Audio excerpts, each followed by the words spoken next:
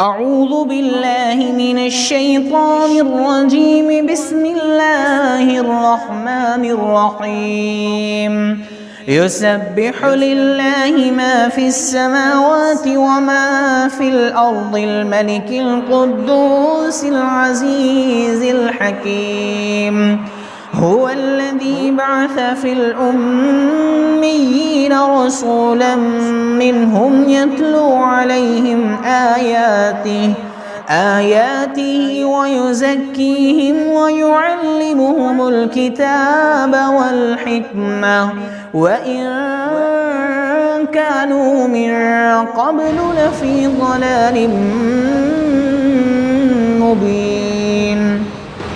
وآخرين منهم لما يلحقوا بهم وهو العزيز الحكيم. ذلك فضل الله يؤتيه من يشاء والله ذو الفضل العظيم. مثل الذين حملوا التوراة ثم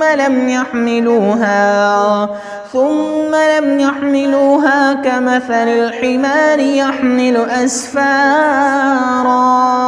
بئس مثل القوم الذين كذبوا بآيات الله والله لا يهدي القوم الظالمين. قل يا أيها الذين هادوا إن زعمتم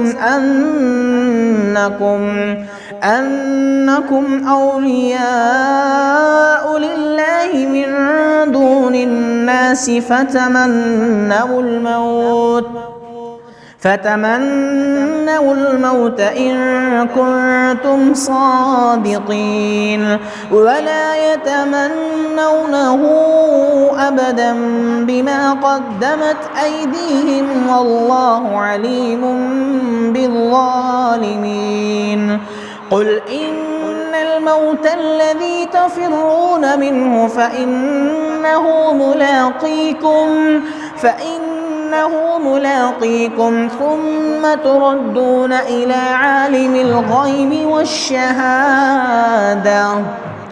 والشهادة فينبئكم بما كنتم تعملون. يا أيها الذين آمنوا إذا نودي للصلاة من يوم الجمعة فاسعوا إلى ذكر الله وذروا البيع ذلكم خير لكم إن كنتم تعلمون. فإذا قضيت الصلاة فانتشروا في الأرض وابتغوا من فضل الله واذكروا الله كثيرا لعلكم تفلحون.